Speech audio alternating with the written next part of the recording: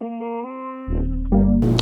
Overthinkers, my name is Courtney and welcome to the Overthinker Guide. So a long time no see. It's been a while since I have posted a YouTube video and there's still a lot of footage from the trips I've been on that I need to post, but I'm trying to get better at that and I am going to be posting more frequently. I'm revamping the way I post things, so I'm going to try to do things topic based. So this month is basically traveling as an overthinker. I thought with this new kind of rebrand of sorts that this is Overthinker Guide Travel. Traveling as an overthinker is a great topic to start off with. So basically I'm going to talk about how I plan trips for myself and for my clients because I am a travel advisor. Now, this is going to be a little bit more of a casual thing. So today I'm kind of going to give the overall view of kind of what goes into planning, and then in the next coming weeks, because I am going to try to do weekly, I'm going to try my hardest.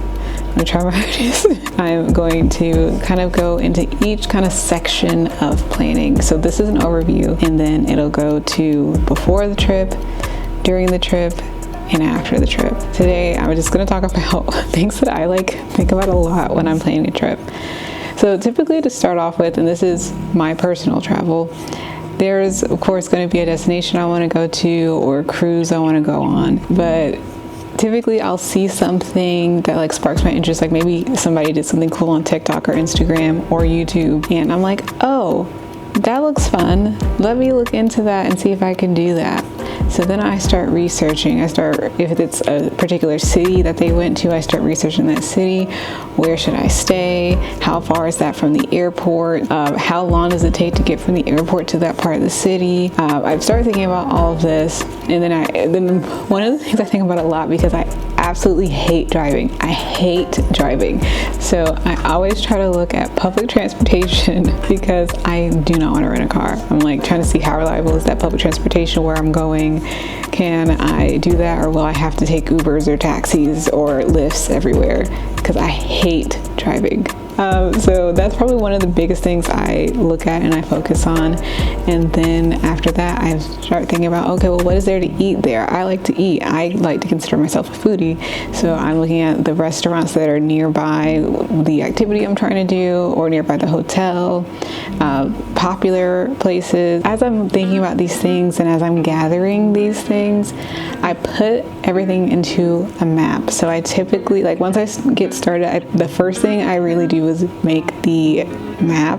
And so I make a map for each trip for my clients and for myself, and I try to map out how far everything is from each other. And then even as I'm looking, I find things on the map too, because it is Google Maps, so businesses put their information on there. So if I'm scrolling by and I see the hotel that I thought was a good spot to stay in, I kind of zoom in and I see what restaurants are nearby, and I start kind of building it out from there. But then we add that on top of suggestions from Instagram, TikTok, other travel advisors, and it gets really messy, but I want to have a bunch of options. Now, when it comes to my clients and doing this part for them, or I always have to ask oh, will they like this? Or there could be a restaurant that is it looks really cool, but it's 50 minutes away from everything else. Everything else is an essential area, but this really, really cool restaurant is 50 minutes away. And sometimes I'm should I even suggest that to them if they want to just stay, central to their location? And then sometimes I have to remind myself, it's up to them if they want to do that, because it's their trip. I know for me, it depends on how bad I want to go, if I would make the trek. And 50 minutes is not technically a lot, but I feel just in a place you've never been to before, it can feel like a really long time. So I think about things like that. But then once I have my map, I like using the map when I plan, because again, it lets me know how far everything is, and I get to see how many minutes are in between each place that I want to visit, whether that's the hotel to the airport, or one activity to another, like a museum or the beach or things like that.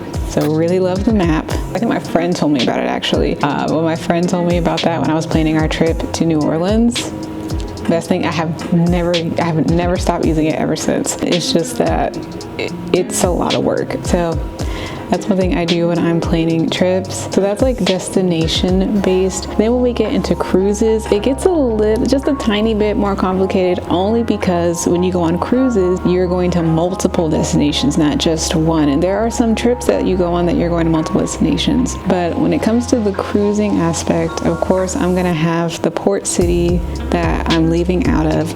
I live in Georgia, so there is no port city in Georgia, so I'm always gonna have to fly to my port city. Some people drive.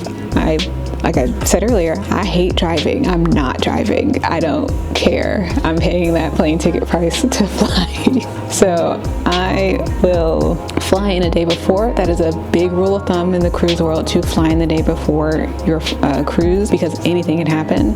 Not just weather related. I'm just gonna say one word: CrowdStrike. If you were traveling when that was happening and it shut down at least the Atlanta airport for like 3 days, this is why we fly in the day before, okay? Because if you're trying to fly in the day before and there's a delay, then you have time to kind of think of a solution. Now, if something like that happened, then I would have to drive, because at that point, I at least know I have 8 hours to drive from here down there, check into my hotel, and get 2 hours of sleep before I have to get on the ship. All right, and that is overthinking, but that's called being prepared. That is why I named this Overthinker guide, because even though I do overthink a lot, I overthink so that I can be prepared, and I want to help my clients be prepared as well. That is kind of what goes through my mind, but I went on a tangent. So we get the port city for the map. And then, of course, I'm saying, okay, this is where the airport is. This is where the cruise port is.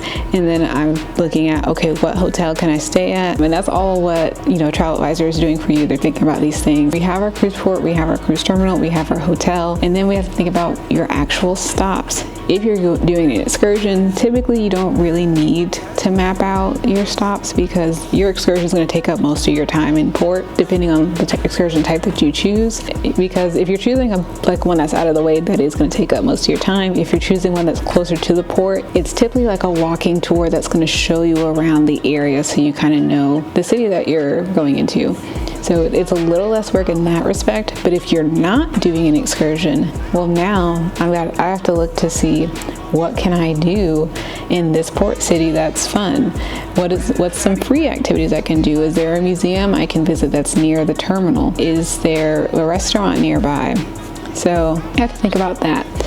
And I say that because, particularly in Europe, there are ports there that will say it's like Paris. So like if we look at Le Havre and then we look at Paris, they say that that's the port to get to Paris.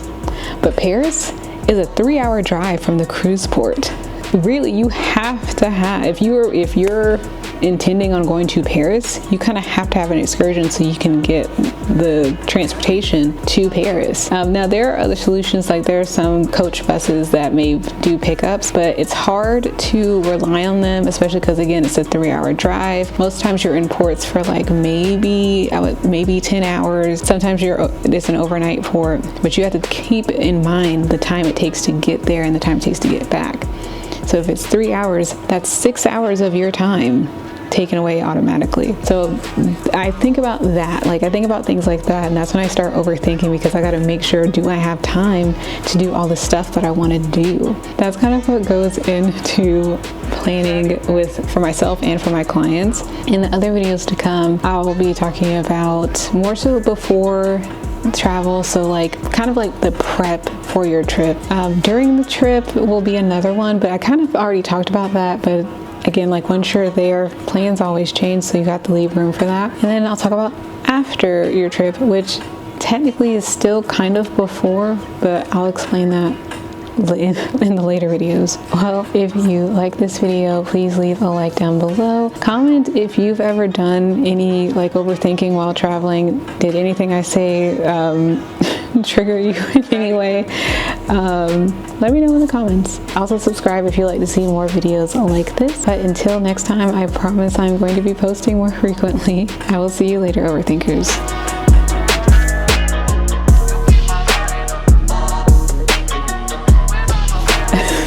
Having a princess for life.